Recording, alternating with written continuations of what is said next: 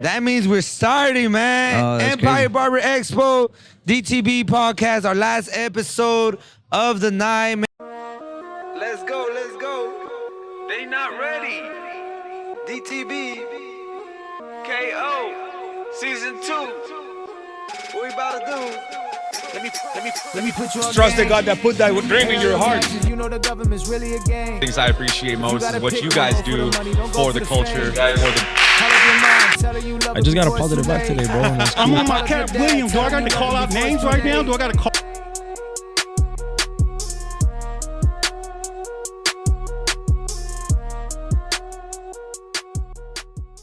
Yo, man, one of the pioneers in the game, man, traveling globally all around the world, always innovating the industry. We got our great guest, the one and only Bird Mena in the house. We got horns and everything. We got it all, Crazy. man. And you know we had to come ready for you, bro. You know we had to come ready for you. They got the applause, everything. That's crazy. Nah, I appreciate you guys, Hey, man. you're the Kanye of the barber industry, bro. Oh, I heard that. Yeah, you heard that? I've heard a few ones. I've heard. Check this out. A few years ago, I was the Lady Gaga of the industry. What? Hey, that was pretty good. From someone. Then I was the Bad Bunny. Hey, you're the Scottie Pippen of basketball. Bro, I just be getting a bunch of different ones now. Yeah, hell but yeah, the bro. Kanye I haven't got. But that was good. That's good. Yeah, And that's to dope. an extent, right? Yeah, I think your fashion, your passion for the industry, bro, has gotten you that recognition, bro. And we thank you for being here tonight, bro. Thank you. We want to hear your story. We want to hear your story of success.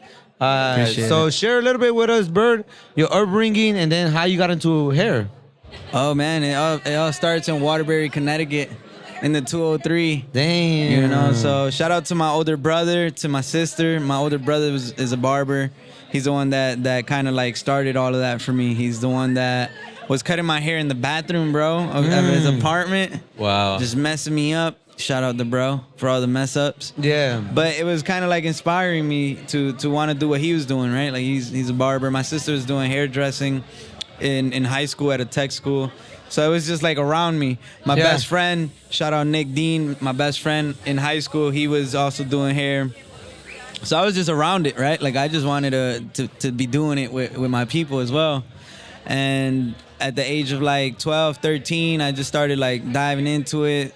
Started like just edging people up, you know, and just trying to make a little bit of money at that time. A little bit, Like, huh? Yeah, man, it was like $2, $3. Hey, but Waterbury, Connecticut is so lonely, no? Like, Yeah, I heard man. Connecticut is just all green, grass. Yeah, it's a bit unique, man. I guess the good thing about Connecticut is like you get all the 4 seasons, Oh, right? So okay. you get to see the winter, the autumn, like you know, you get your summer, all of it, and I miss that to an extent sometimes. Yeah. But it really all started when my older brother German and the guy that he used to work with, TJ. Had invited me as a young, like 13-year-old over to go to this first barber battle, like one of the first ever barber battles. Damn. And I was 13, and the guy that was throwing it, his name's Jay Majors, and it was his Oh, okay. first ever. Was that CT? The first CT? That was or no? yeah. It wasn't even called CT Barber Expo. It used to be called your favorite favorite barber. Yeah, your barber's favorite barber battle, something like that. Ah. And it was in Sin City nightclub in Waterbury. And I mean, at the time, there wasn't really like, I guess the icons of that time were, you know, Pacino's and Curtis. Oh, yeah. And Jay was this, you know, up and coming, host to bring these battles. It was he's also from that city, Waterbury. It started in Waterbury. Yeah. It started in my front yard at one of the like where we used to go to party, right? Like they had like teen nights and stuff like that. Oh, Yeah. I see. And that's where it started. So then, you know, I just started getting into the hair more and more, where I just wanted to cut like my friends. I would go to the projects, cut hair in the projects. For those that, if you are watching this and you're from Waterbury, I was cutting in Lakewood and Long Hill projects. You know, like at that time I was cutting hair on Willow Street, on Hill Street. And it's just, you know, these are just places, humbling beginnings, you know, with just big dreams. The crazy part is I was cutting with corded wall clippers. And when you fast forward years later, Yeah. you know, I'm working with wall. So Damn. it's- I think the crazy part is that you got introduced at a really young age, bro. 13. Yeah. That was young. Yeah, it was super young, man, but it's cool. You know, I fell in love with it. I wanted to do that or graphic design. Oh, okay. So those were like some of the things I really wanted to do. I liked the graphic design, I liked animation, and I've always been a creative. When I had MySpace, I had a lot of like friends on MySpace. Yeah. I even started charging people to be on my top 5. I don't know if you remember. Yeah, top MySpace. 5, yeah, Yeah, top, top yeah, five, top yeah. 10. So I was always figuring out different ways to not only network, connect, build the brand, but at an early age, right? Like my MySpace page looked crazy, bro. I had hired a graphic designer to do my background. Damn. So yeah, man, this has been a journey. I became a gamer. I became a YouTuber in like 2007, 2008, playing Call of Duty. Okay. Managed to get a lot of subscribers playing video Damn. games. And a lot of the stuff that I learned there initially, like in the long run, was what helped me build the brand that I've built. You know, that's Playing where it kinda video started. games, huh? Playing Crazy. video games. Yeah, yeah. You were doing YouTube early then, huh? Yeah, I had a lot of like subscribers too. It's crazy. Are you still doing YouTube right now? No, but Diego just hopped in. He's Let's definitely go, in that Diego. We need game the right Diego Yeah, take he over, feeling it. man. Yeah, shout out. We gonna touch base on the story with Diego. We got a lot in that story. Pop in here real quick Yeah. and say what's up. Hello, world. Yeah. What's happening in the future? That's it. That's it. Oh, Visionary boys. Ooh, visionary boy. Oh.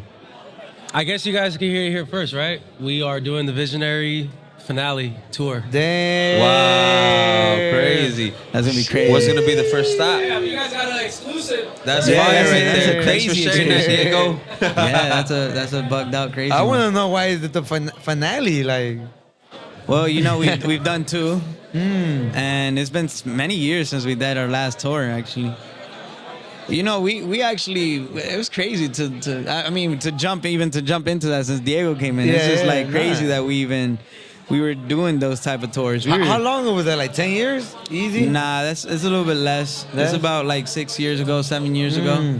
But to think that we were, you know, doing those tours alone, like we were booking that stuff ourselves. We were planning out the tours, like where we're gonna fly, selling out the tickets, you know, self-funding it. We didn't have like Damn, big yeah. brands behind us. I guess one of the only brands that was behind us in multiple stages was Booksy. They would support us. Shout out Booksy. Interesting. But yeah, it was a journey, man. We did a lot of stops, and we were able to.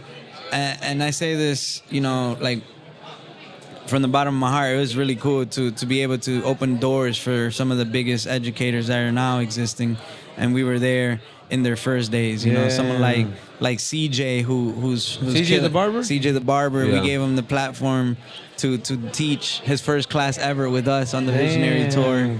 You know, Barbero Benji told me that you posted him in Sharp Fade. And that's how he started getting known too. Right. There's a lot of icons that, you know, I just, the thing with me is I'm like in front of the scene, but behind the scenes. Yeah. But most of my career when it comes to Sharp Fade was all behind the scene. You were like the mastermind behind it. Yeah. Like not a lot of people knew that you were the one behind On Sharp purpose. Face on Yeah. purpose, right? Yeah. I can remember you sharing that with us at CT Expo when we were over there by the casino and stuff, and you were just kind of sharing how your new show was gonna come apart, and then you shared how Sharp Fade, you know, that you lost some followers or something like that. They dropped due to music, right? Right. Copyrighted music. I lost the whole page. I lost millions of followers in a second. And that was tough, you know, because you build out this brand, you get millions of followers, you have big contracts, Damn. and you lose it all because you can't have a contract with a brand, especially when one of the main purposes of the contract is to give that visibility To give that it. exposure, right? Right? Damn. So I lost a lot. It was a tough year, but I learned a lot from it too. Yeah. You know, you learn a lot. You expand. You climb over those walls and you keep going. You know. So, but how was that feeling then, bro? Like the day you realized, like, damn, I don't have this account anymore, because that's what you're using to like capitalize on all these events, exposure. Yeah, man, I was crying, bro. Yeah, no, I bet. It was tough. I was in Texas. I was actually in a meeting with a company, and I was in Texas with that company, telling them about some of the things we can do together. And as soon as I kind of finished the meeting, I had a team that managed my account. They were reaching out to me. They kept calling me. I'm like, man, what's happening? And then that's like when I seen the message that said like, your account has been deactivated. Damn, it was tough. It was tough. But it also showed me a lot, right? Like, I think one of the main things that I learned from that was like social media is a tool that can help you grow in many ways and open doors. But like followers and followers is not like the main goal at the end of the day. Yeah, correct. Right? Like you want to just have a community. You want to have people that legitimately really want to just follow what you're doing. And I think I came at the perfect time that I created the Bird Mana page. Okay. Where then like people are like, man, that's Bird. That's the guy that started Sharp Fade. And they all kind of transition all right, Yeah. But you were pretty young when you were traveling and doing the tour, right? Yeah. You know what's crazy? Like, you were young, bro. The craziest part is I didn't even know that I was young, which is bugged out, right? Like, I know it sounds crazy. It's like, I didn't know that I was like I just didn't know that this was really happening. Yeah, like the average 20-year-old is not traveling in the world. Right. I didn't have that it's not that I took it for granted. It's just that I didn't, like when I look back, I'm like, damn, at 23, 24, at 23 I was still like in the mix, not doing the stuff I needed to do.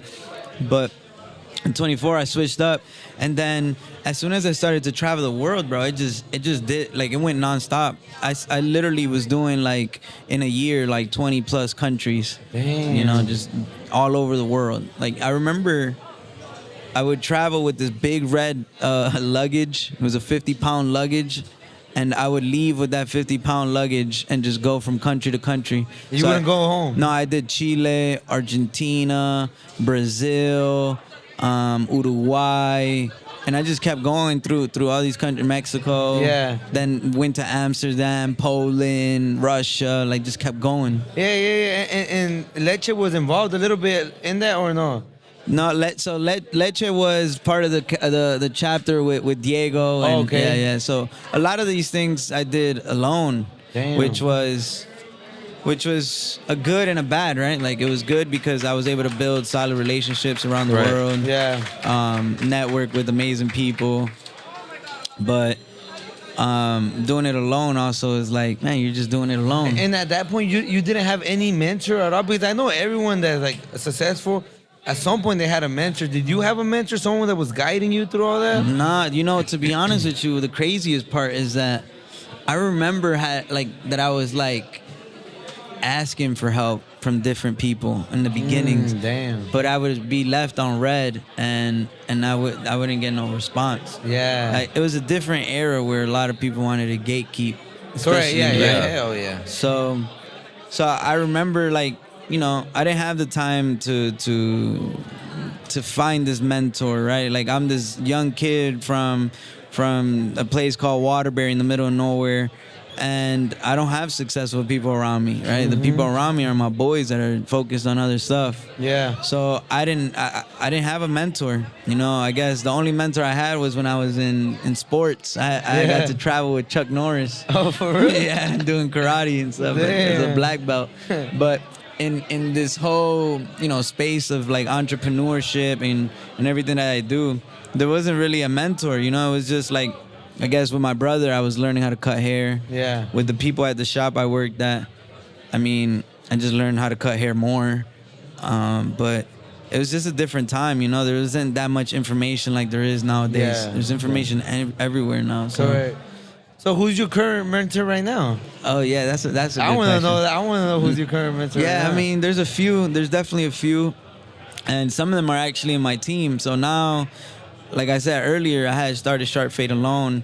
Now we're building a team for Sharp Fade. We got 30 across the U.S. Damn. And shout out to the Sharp Fade partners. But yeah, one of the mentors I have is one of my right hand mans. He's someone that I've always looked up to. I would see him in a lot of events, and his name's Jorge Sierra. His name. Well, they call him G Wheels. He's got an amazing story. He's in a wheelchair. You know, he comes exactly from where I'm come from. He comes from Connecticut.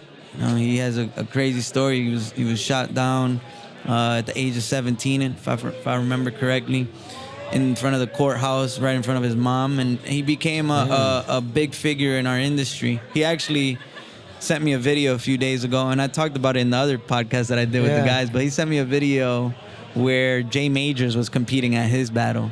So it's like that, you know, and I thought that gave me goosebumps because Jay Majors is like an uncle to me. He's someone I look up to in different ways in the industry. He's someone that has paved the way. Hell yeah.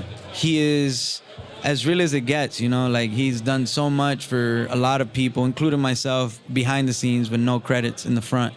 And that's what I'm here for too.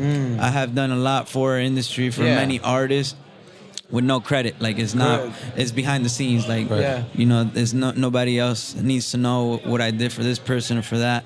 And Jay is someone like that. Jorge Sierra is something like that.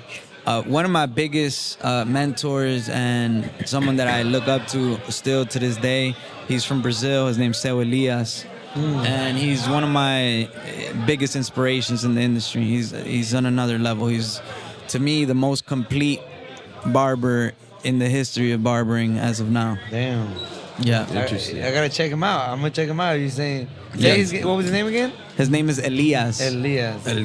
His Instagram is Seu Elias. He was like one of the first barbers to be verified on Instagram. He's got books at the airports. He's got schools. He's got a show. I'm sure you've seen the show that I do in Brazil in a big theater. Yeah. That's his show. I think you just posted a video too, right? Yeah, he's cut celebrities. He's like the most complete that I've gotten to meet. You know, schools, barbershops, tons of barbershops, and then comes from favelas. Right. So it's like that. You know. Yeah. It's And to crazy. be that successful in Brazil, too, is like it's hard. It's like it's like a 10 times harder than being successful here. Probably, you know? correct. So I can only imagine, man. You traveling the whole world.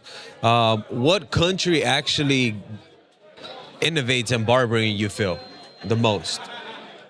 I mean, to be honest, I think one of the most advanced countries. I mean, it has to be one of the countries in Europe. You know, England is a leader in barbering. It used to be backwards, actually. When I was starting Sharp Fade, a lot of the people in England couldn't do fades. They used to leave like a line.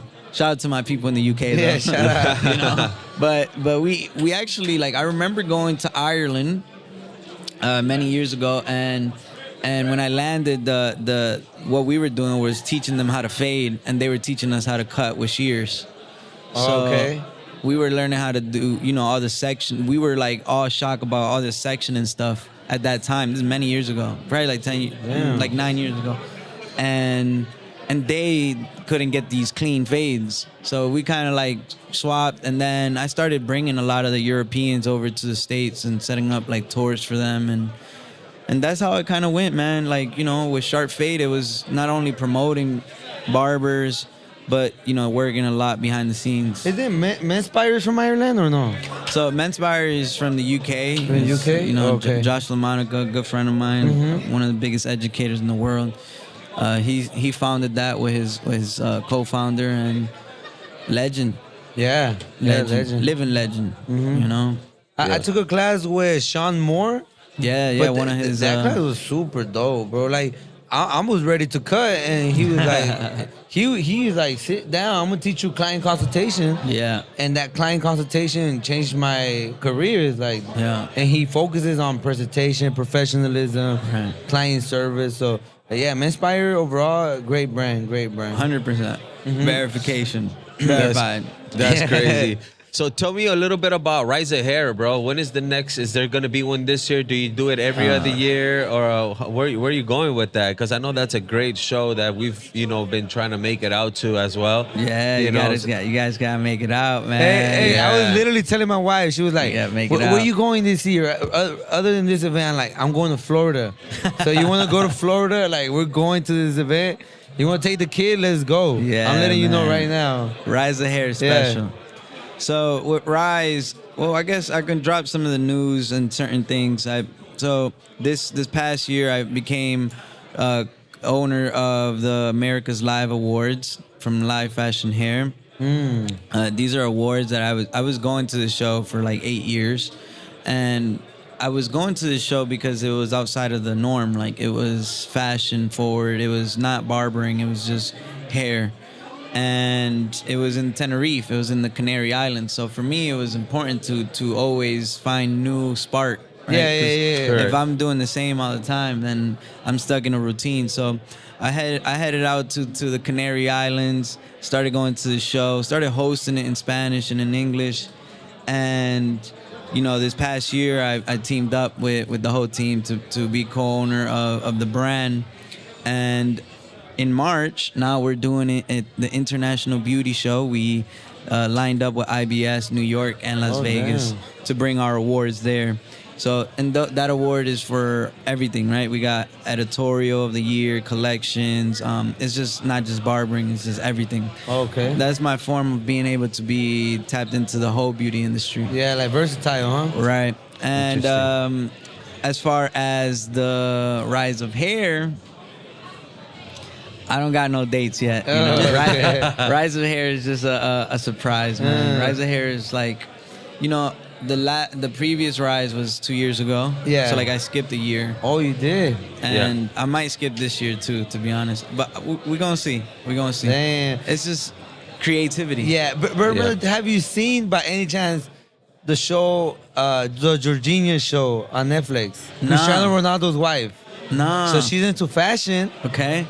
And they go do a fashion show at the desert, bro. Oh, that's fire. Damn. Like, you gotta go check that. I don't know what episode it is, Yeah. but I was watching it with my wife, and I was like, what? Yeah. A fashion show in the desert, bro, That's and dope. with music. I'm like, I know who could do this. I'm like, Birdman is the only one that could do something like this. Yeah, we gotta do stuff like that. I just came from Brazil. We shot a collection with one of my friends. He dropped like a new product line in Brazil.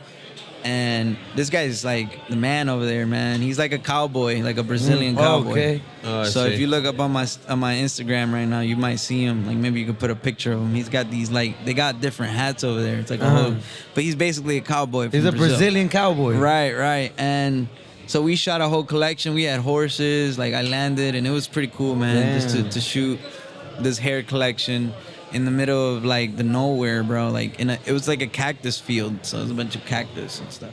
And that's where the creativity comes to play, right? Yeah, it's fun, man. That's what I like. You know, I like to direct. I like to create, and I like to just do stuff outside the box. So when I get to do Rise, it's like a playground. For you, right? Correct. Yeah, the first collection I ever did, it was called Sandbox, and the story behind it was like it's time to play. It's like this is like my sandbox. you know? Yeah. And That's cool. every collection I release has like a story behind it. Can you give us a quick run through on how does planning a collection go? Like when you plan a collection, how is that process? So I've been a part of collections for some major brands, and it's more of like a collection to drop like a certain product or a certain type of education for the brand. Kind of like a campaign? It's basically a campaign, Okay. and you're just creating it where you can also use it to send out to awards to see if it wins like collection of the year. Or Yeah, something, like right? two birds in one shot, right? Right, In the so moment. you're just getting a bunch of stuff at the same time. And those are like long shoots. They're like probably 5-6 days of shooting. But some of the ones that I've been doing lately is just more for the artistry, right? To set the trend, to be, to stay ahead. And like the process is, I mean, it's just a lot of teamwork, bro. You know, it has nothing to do with just me. It's like you got to do the haircut right. Like I don't do the hair in any of them really. I think if I did one, I did it probably like a year and a half ago. I'll send it to you guys so you can have it. Yeah. But it's really just like setting up a really good solid team. You got to have your photographer, videographer. Then you've got to have a storyboard, depending on what it is you're gonna use it for, right? Yeah. Or you gotta have like some sort of mood board. Okay. You know, for me, I like to go like deep within like a story or a message, a hidden message within it, right? So, one of the last ones I shot, which is releasing next month. I actually shot it 2 years ago, but it's coming out next month. It's called Florecer. Florecer. and it means bloom Yeah. in English. Yeah. And I shot it on the top of mountains in Brazil. Damn. We had 11 models. We had generators. We had photographers. We had drones. We had everything you could think of up there. We had food being delivered up there. We had wardrobe stylists, makeup artists, Damn. all of that. And the story was, for you to bloom in your career. It's like Yeah. the hidden story within, Oh, okay. Yeah, Yeah, that's a hidden message. I just think everybody has to bloom in one way or another. Yeah. And if you could share, what was that budget in that production? Like 20,000? Oh, that's a good guess. 15,000? That's a good guess. It was around 20. Yeah? Yeah, for that one was like 20, which is, for me, it was an investment. Yeah, an Right? Like, I investment. didn't make that money back, but it's more of well, I'm releasing it now. It's getting published in different media outlets. We're getting articles written about the team, my team. So it's just an investment for the brand, right? Like, if I did have a product that I was selling, then this would be a way for me to sell the product. Correct, But at the correct. moment, I'm not selling product. I'm just, building a team for the future. Yeah. Do you want to sell product or you don't? Well, I did sell products before. I sold in 2017. I launched a scissor company, but I chose to travel the world instead, Okay. and it went really, really good actually. So Damn. maybe it comes back. Yeah. And selling merch. I was selling merch at an early age, and I had an online academy. So I believe, if I'm not mistaken, I have probably the first online barber academy Yeah.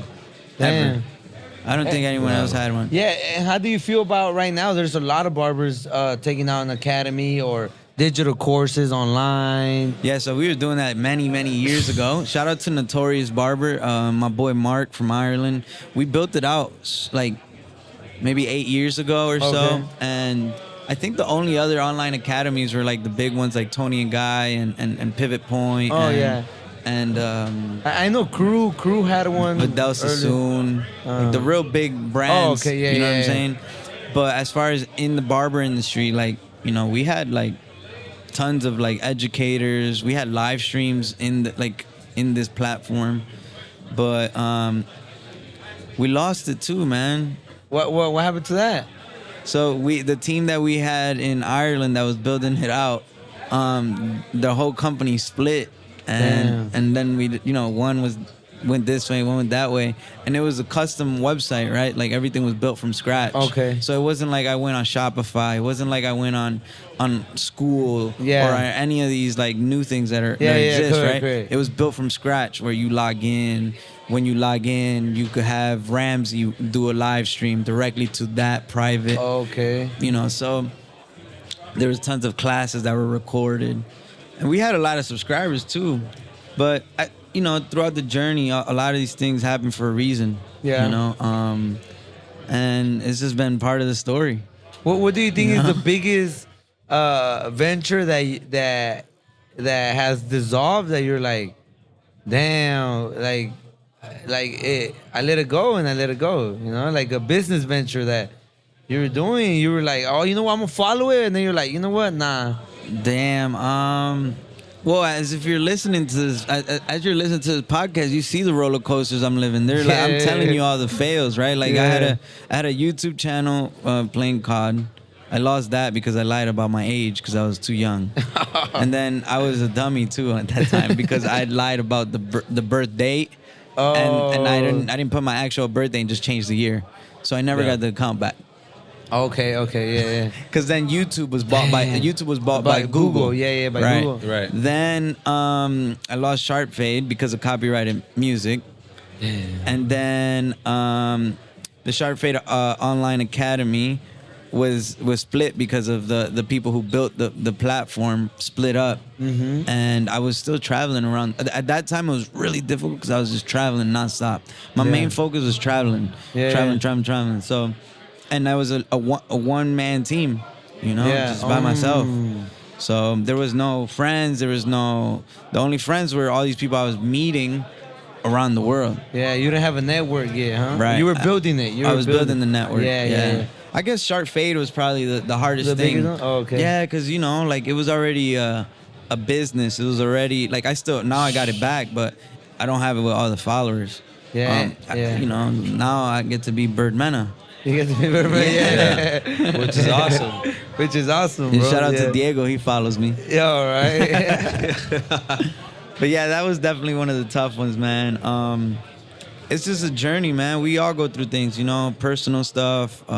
This last rise of hair beat me up completely, man. Yeah. Yeah. Why you think it beat you up the most? It was like a mental beat down, man. Like I had when I do rise, bro, I literally use all the creativity I have and just put it there. Damn. And it's an expensive show. Like it's over $150,000 show. Damn. Right? Like and it's it's expensive for the people. It's exclusive. It's outside the box. I hire an artistic team to come and make it like a museum, make it look like something. This year it was like pollution. So it was a little bit like, I wouldn't say it was easy because it's still hard, but we were like saving plastics. Oh, okay. We were like, making sure that we could get all this this junk basically to tell a story of the polluted mine. So when you walk in, it was like garbage everywhere, just a ton of stuff to tell the story of pollution. Yeah. No, I like that concept a lot too. The polluted mind. You know? I like how you innovate on not just visual things or materialistic things, but also on I remember you sharing with us scent and different things that touch you in different ways that actually prove to us as the audience that, you must have to be traveling and doing different things to be able to input and have the mindset that you have or that you come up with to bring these shows to life.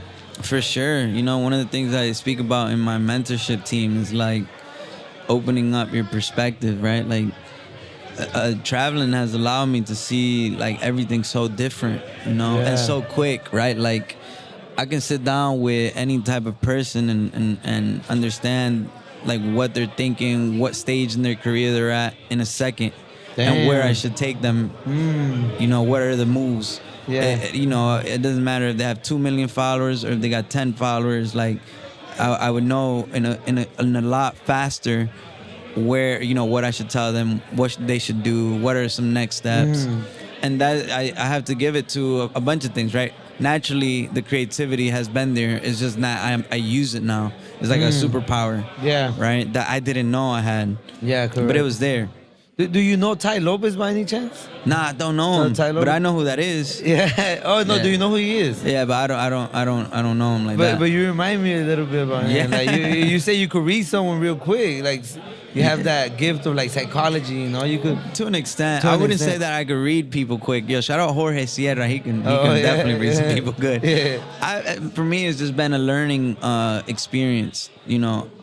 What I could do is I can sit down and you can tell me everything you got planned for your podcast or your brand, and I can definitely 10x it and make it be different, make Okay. it be unique, and make sure that it succeeds in a different way. Okay, so You know? so let us know what would you done today, with the podcast, having all these barbers coming.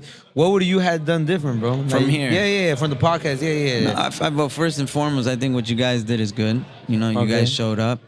There's always different ways that you can add creativity to it, right? If it's adding the public that's watching here. So thinking of things backwards, right? Where is the content going to end up being, right? Right. So where is it going to end up? On YouTube. On YouTube. So it's on YouTube, channel. right? So thinking ahead of the people that have commented in the past, right? And utilize them in a different way to engage while we're here. So this is just me just rolling off the brain of Go things ahead. that I come up with. But let's say you had Petey the barber, and he's one of your main people that are always watching. You should have been doing something here with some of the educators about Petey the barber. Now that starts a train of people that are watching you, so that you can continue the growth. Because now they're excited that they're you're hearing feeding about it. Yeah, them, yeah, right? yeah, So yeah. you're feeding the community, right? Yeah, 'cause- just little things like that, which then obviously maybe you can hand us some certain things and the things you hand us, because I see this stuff, I love it. Yeah. And these are probably good because they're like conversation starters, right? Like, what cologne do you use? Yeah. I don't even know why they're here. What was the last book you read? Yeah, the last right? book, yeah. So I can kind of see like where it's going, but you know, there's always different ways that you can spark something up. You know? Yeah, correct. Like we could have gave you some machines and be like, hey, close your eyes. What machine is this? Right. I get you. More interactive, Different, more engaging. yeah, Okay, yeah. dope. Little That's things, you interesting. know. But yeah, I mean, that's one of my main jobs is just consulting. Like Consulting. my main like day-to-day job is consult. Oh. And some of the brands like that I consult, like I have NDAs with, so I can't mention who they are, but and then some, obviously, like I'm the creative consultant for Wall. And then this year I signed as a consultant for Booksy, even though I was working with them as an ambassador the past like 8 years. Oh, now you're a consultant. So it was like a big goal for me. I'm like, man, like I you know, I'm here. Let's do it. You know, so Damn. it's really cool.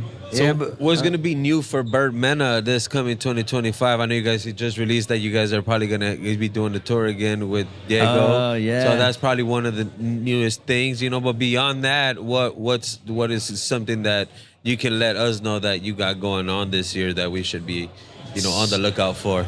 So there's a few things. There's I guess we could start. My team is the first thing, right? Like Sharp Fade team. the Sharp Fade team. We're launching an artistic team and we're launching an education team this year. Big focus of mine is to be behind the scenes more and just really have the team being in the front end, making sure the team is educating themselves and that I have a fire line. Huh? Yeah, and because education for me is important, you know. In this day and age, a lot of people call themselves educators, and I think it's a big responsibility. Yeah. That I don't think everybody should call themselves an educator. I don't think if you're a YouTuber or an Instagrammer, a TikToker, and you have 1 million followers, that doesn't make you an educator, you know? So Right. it is a real strong and important role within the industry. It's like, you know, you can be a showcaser, you can be an instructor, someone that instructs somebody to do something. But an educator is a big responsibility. Kind of like now, there's a lot of people that are like coaches, right?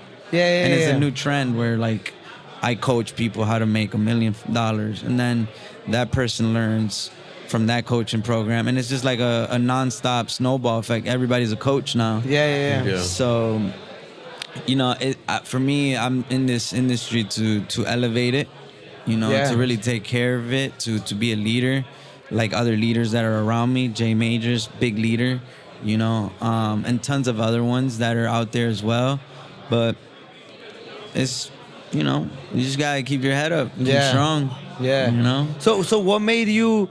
How was that day when you were like, you know what? I'm gonna start my Sharp Fade partnership. I'm gonna start coaching. Now, I don't know if you consider coaching consulting. Yeah. How was that that mindset? Like, where were you at exactly when you were like, I'm ready for this? Like, So I was actually in Texas when I was living in Texas, and I wanted to do, like, it actually started really different, bro. Like, I was like, I want to create a program where anyone that's in it, first they got to get interviewed to even pay to get in. So that's how the program is. Like, you got to get interviewed to get in, Right. and then we accept your money. I don't care about, like, I have a list of like 1,800 people or so that are waiting to join. But my goal is for longevity. I'm looking for good people. I'm looking for people that have a drive. I'm looking for people that want to really elevate in their career. Correct. Whatever path it is, you know. I have people that are from 18 all the way to 50.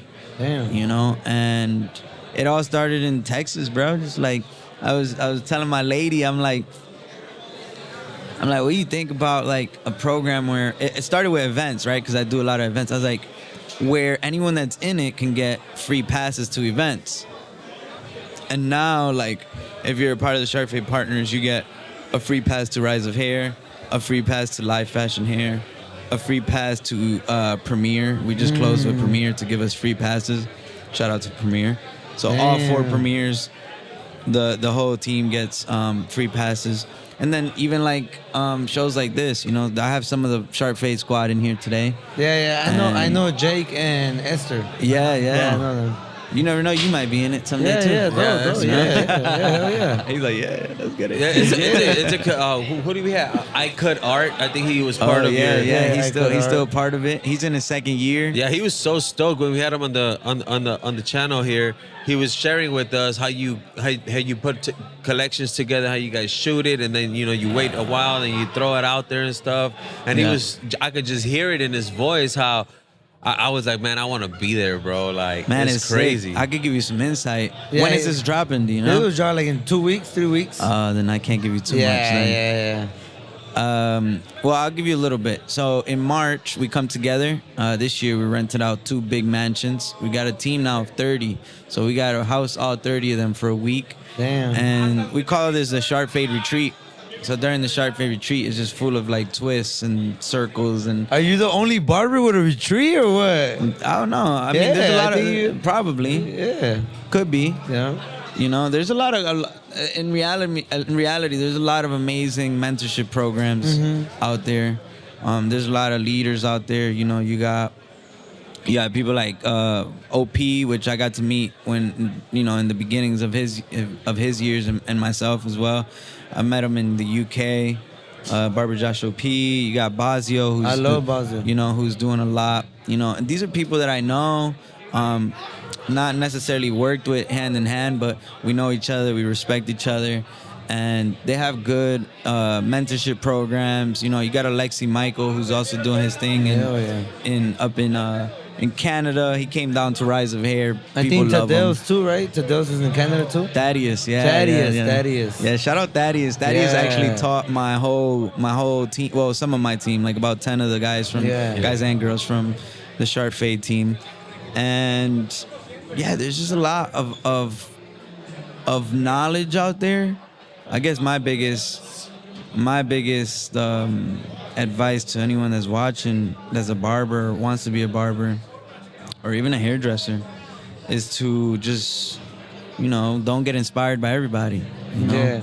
Not everyone's a good inspiration. Fine. Choose to be picky, right? Yeah. I mean, the ones that I just mentioned are all good, and there's obviously more, but there's a lot out there, and there's also bad out there. You know? So you just gotta be very picky of what you hear. Not everything you hear is what you should be hearing. Yeah, some more like get rich quick gimmicks, huh? Yeah. They sound like it, like too good to be true. It could be that, or just the negativity. Like, I don't surround myself around any negative energy. I'm very picky with who I surround myself with, or who's in my circle. No. Birdman, before we wrap it up, what tip will you give to people who are trying to network and build relationships? What has helped you to create a global network, like international network? What do you think is the key to building those relationships? Yeah, man. The first one is just investment, right? Like investment with a purpose, right? Like, wherever you're investing your money right now, if there's a way to sacrifice that investment to make it into traveling to different events, expanding your network through social, right? Like a lot of times, if you're like a Latin barber, I'm using this as an example. Yeah. You most likely only follow Latin barbers, right? So if I'm a Latin barber, I like Barbero Benji, I like Victorino, I like Sky Salon. Correct.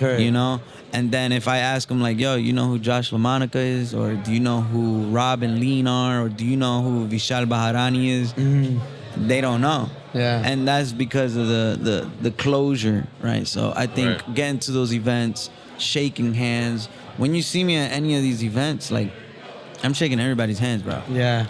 Because just like there's always the next Vic Blends, there's gonna be a next J Majors in their own way, right? Yeah, correct. That person could be here, True. And I probably took a picture with him, and in the future he's gonna be like, yo, bro, like this was us, and I'm like, dang, that's crazy. It has happened. True. Right? Like I'm shout sure out, it has, yeah. Shout out my boy Andres. He's got like 5 million followers now. The dude he was in my class. He was a student of mine. My boy Emma Medina. Emma Medina's super sick, one of the sickest right now in the industry. He was also a student of mine. And then, you know, like I was chilling with them and taking pictures with them, and now they're like the leaders, Damn. global leaders, you know? It's crazy. It's So crazy. I guess the biggest tip is just get out there. Shake hands. Just get out there, shake hands. You know, to be honest with you, all this day, there was only 2 people that really stood out to me. And look how many people there were. Damn. You know, and I don't say it to offend or anything, but Yeah. there's one young kid, 18 years old, came up and asked me some questions. He's like, Yeah. hey man, I wanted to ask you da da da da da. And then he asked me a few more questions, and he got something out of it. He was super excited. And then the next one, he gave me his business card. There's only one person in this whole place that gave me their business card. Damn. And I talked to him. I said, man, thank you, man. You know, like no one else did that. So I started following him. And you know, we connected. You know, Yeah. That's awesome, You're bro. here. You got a network. You know, you don't know what door could be opening because of even me here. Like I don't care where I am in my career. I don't look at it as levels. Like I'm leveling up this way. I look at it as a train. We're on a train and we're moving forward, right? So right now, just me sitting here could open opportunities not only for myself because of your network and the people you know, but vice versa. You know, if I enjoyed my time here, I can be like, man, like I want to send you guys some people that you should interview. Correct, yeah. Or here, I got a sponsor for your podcast, whatever it may be. You know, so that's what it's awesome, about, bro. man. Yeah, You I know? heard like you're always one handshake away from changing your life. You're one sure. conversation away from changing your life. You're one person away from changing your life. And That's a fact. Yeah, Big yeah. fact, man. I'll leave you with this. So I've been working on this app for about 3 years. And the last 2 years we were working heavily on it. The first year was a big like roller coaster. And these are just behind the scenes things, right? Like it's been 3 years, but I haven't said nothing to nobody. And it's finally getting there. We're close, but you're hearing it first here. I won't say the name yet because my goal is not to market it yet. yeah. But we have been testing events. We've been testing a lot of things on there, and it's been doing really, really good, man. It's gonna be an amazing platform for the hair industry. We've got big partnerships with some of the biggest brands in the whole industry that are gonna happen there, and it's gonna change the game. So I'm super excited. Anything I put my mind to, I get it done, and hopefully that's what you guys do as well. You know? Damn. Thank you, Birdman. Thank you for sharing everything today. Your Thank you. journey, your future, and your present, bro. For us, it was an honor and a pleasure to have you, bro. man. Thank you. Like KO said, you're an idol, bro. Like we look up to you, bro. We Thank get you. inspired by you, and you motivate us, bro. So KO, you can wrap it up. Yeah, man, Birdman, just keep doing what you're doing, man. It's always great running into you, and we are so grateful for the time that you shared with us here and sitting down with us. I know when we first started this podcast, we were getting like local barbers and like people that we knew and stuff, and now we're trying to innovate. And you know, thanks be to God that you know we have people like you now that get to sit down with us and share conversations, not just for us, but also for our audience in the industry. You know, and just remember out there that dreams do come true, man. You just got to keep at it. Keep chipping at it, and you know, one day you'll get to where exactly what you envisioned one time. Thank you, Bird. Oh, man. Let's go. Hey, Birdman. I'm gonna see you guys at Rise or what? Yeah, definitely. Yeah. I'll give you my word We're today. gonna see them at the Rise, man, and my boy's coming with the keyboard back there to hit the horn. Let me see how the horn goes. Hey. Yeah, you heard Birdman, it. man, let's go. DTB. That was fun, bro. Hell yeah. Hey, can we get a picture?